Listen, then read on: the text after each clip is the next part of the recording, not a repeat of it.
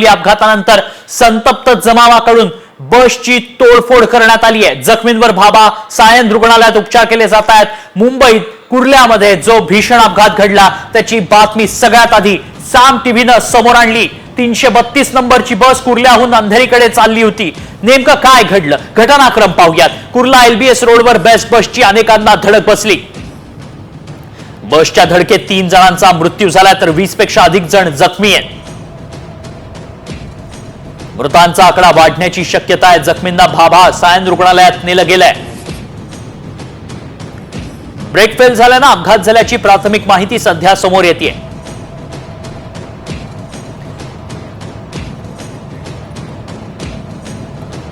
सगळ्यात आधी या भीषण अपघाताची बातमी साम टीव्हीनं दाखवली।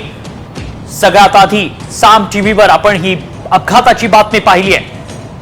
अतिशय भीषण अतिशय भयंकर असा हा अपघात घडलाय। संध्याकाळची वेळ होती, प्रचंड गर्दी रस्त्यावरती असताना बेस्ट बसच्या चालकाचं बेस्टवरचं नियंत्रण सुटलं, गाडीवरचं नियंत्रण सुटलं आणि ही बस अनेक वाहनांना धडक देत अनेकांना चिरडत कंपाऊंड वॉलला सोसायटीच्या कंपाऊंड वॉलला जाऊन धडकली आहे। यात एक कार अक्षरशः चिरडली गेली आहे, चक्काचूर झालाय। या कारचा हे दृश्य आपण पाहू शकतो। दृश्य आहेत या भीषण अपघाताची एक्सक्लुझिव्ह दृश्य आपण साम टीव्हीवर पाहतोय। अनेकांना जखमींना रुग्णालयात उपचार करण्यासाठी दाखल करण्यात आलंय। भाभा रुग्णालय सायन रुग्णालयात दाखल करण्यात आलंय।